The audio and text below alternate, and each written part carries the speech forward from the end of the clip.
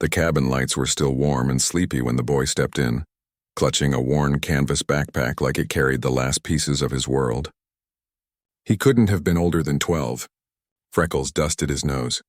His shoes were a size too big, the kind you grow into, the kind someone gives you when they don't know if they'll get another chance. He paused at the front galley, eyes wide, searching for his seat numbers like they were a puzzle only kindness could solve. "Keep moving," the flight attendant said. Her badge read Melanie in perfect silver letters. "Boarding lane is not a sightseeing tour." The boy flinched. "So sorry," he whispered, careful with each syllable. Like English might sting if he pronounced it wrong. From row 7, I watched him the way you watch a paper boat caught in a gutter's current. Small, brave, not built for storms. I travel more than I want to admit. I've seen people snap at each other over armrests and pretzels.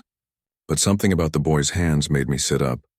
The way they shook just enough to say he hadn't slept. The way they kept checking his pocket like a talisman was hidden there. He drifted down the aisle, bumping seatbacks with the soft thump of apology. When he reached row 18, he stopped again.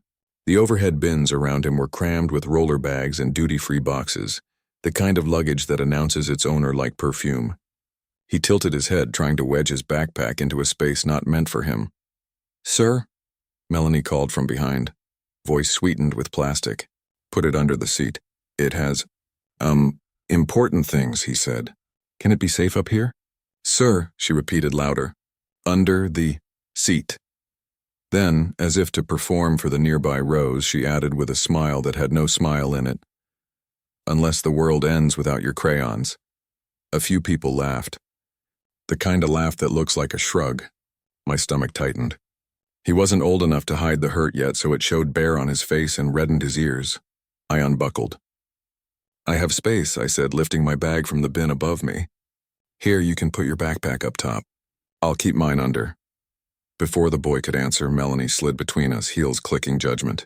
"Sir, we follow FAA regulations. His item goes under the seat. If he wanted concierge service, he could buy a higher fare." The boy swallowed. "I can put it under," he said quickly, already bending, choosing the smaller pane. He slid into the window seat, row 18A, spine pressed to the wall like he could disappear into the plane itself. The backpack he placed carefully at his feet, one strap tucked under his sneaker. A woman in 18C, generous hair and sharp cheekbones, glanced at him over her sunglasses and pulled her handbag tighter, the way strangers do when they've already decided a story's ending. We pushed back from the gate. The engine's hum filled the spaces where kindness should be. A safety video played. Melanie walked the aisle, checking belts like a warden tapping bars. When she reached the boy, she paused. "Electronics in airplane mode," she said. He lifted a small, older phone. The screen had a crack like a lightning scar. "I don't have service," he said. "It's for—" "I have a note." He looked at me, then back at the phone, gathering courage. "From Mrs. Alvarez." Melanie's smile thinned. "Who is Mrs. Alvarez?" "My caseworker." The word landed between us with a sound you couldn't hear but could feel, like a door closing somewhere far away. The woman in 18C shifted, interest sharpening into gossip. 2 rows back, a man muttered, "Here we go." "Caseworker," Melanie repeated, slow like teaching a toddler. "So we're doing a field trip?" He shook his head. "I'm flying to my aunt. She said she will be my guardian. It's just a note, in case I get lost." Melanie tilted her head as if considering a rare insect. "You're not lost, sweetheart. You're on a scheduled flight. Phone off." The boy's thumb hovered, then pressed. The phone went dark. The cabin brightened by exactly nothing. When we reached 10,000 feet, the seatbelt sign chimed off. A toddler cried 2 rows ahead and was soothed with a soft song in a juice box. The boy stared at the wing, pushing air through the cracks of his teeth like he could learn to be calm if he practiced enough. "Hey," I said softly across 18B, the empty middle seat. "You can share my bin, okay? When we land, we'll grab your bag first." His eyes slid toward me, cautious. Up close, the freckles were constellations. "Thank you," he said. "I'm Oliver." He said it fast, like maybe he didn't get to say his name very often. "I'm Daniel," I said. "You ever flown before?" He shook his head. "Not really. Once when I was little. I don't remember. My aunt said it's like a bus in the sky, but nicer." Sometimes I smiled. Depending on the bus. The drink cart rattled nearer, ice clinking like a tiny parade. When Melanie reached our row, her hospitality brightened for 18C. "Sparkling water or white wine?" she asked, laughter already cued for whatever joke the woman might make. Then she turned to Oliver. "And for you?" He looked at the menu as if it were a test. "Water is fine." Melanie plucked a child-sized cup, poured 3 sips of water, and set it on his tray. "There you go, champ." She gave 18C a full can without asking. Oliver stared at the cup as if the math was wrong. "Can I also have a snack?" Melanie's mouth sweetened. "Snacks are for our main cabin select and above." She gestured to the woman in 18C's ticket. "See, she has the blue stripe." "You have the gray." The woman in 18C smiled over her sunglasses. "Rules are rules," she said, then popped an almond into her mouth like a victory. "I'll pay," I said. "What are the options?" Melanie's smile cooled.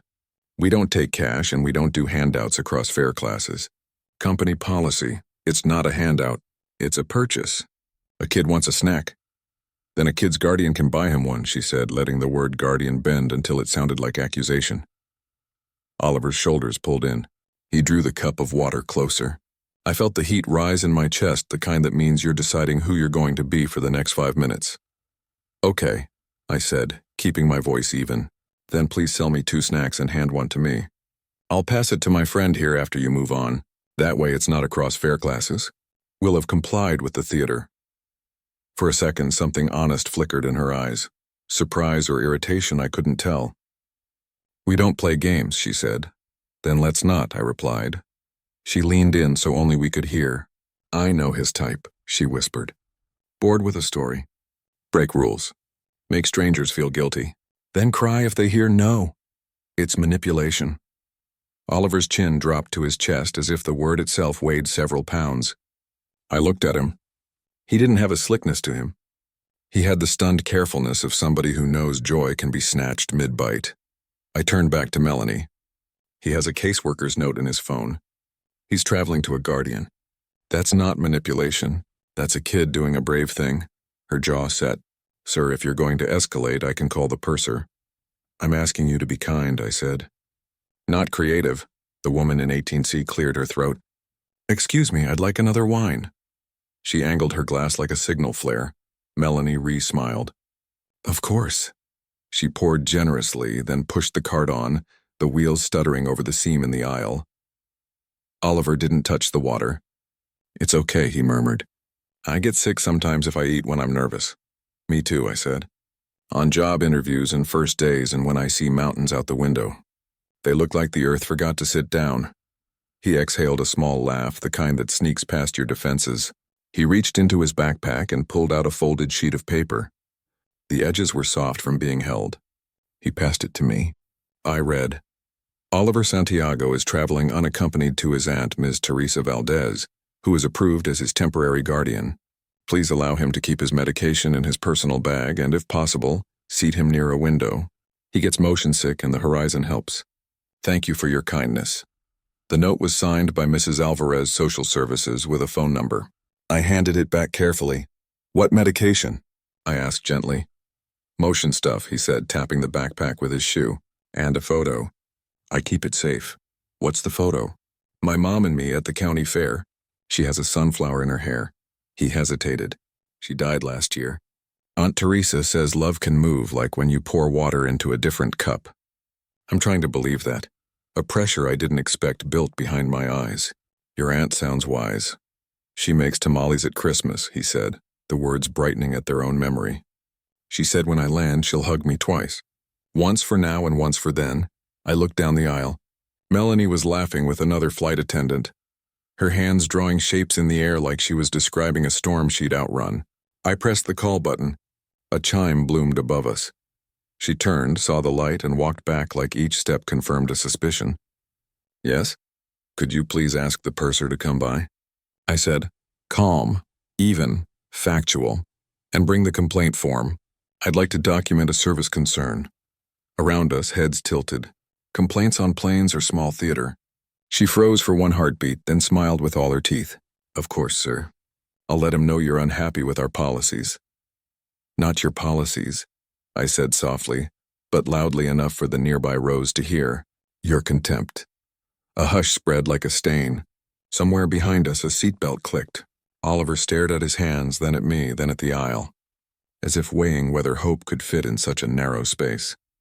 The purser approached, mid-50s, steady eyes, the calm of someone who has landed planes in storms you never see. "I'm James," he said. "How can I help?" I glanced at Oliver, then back.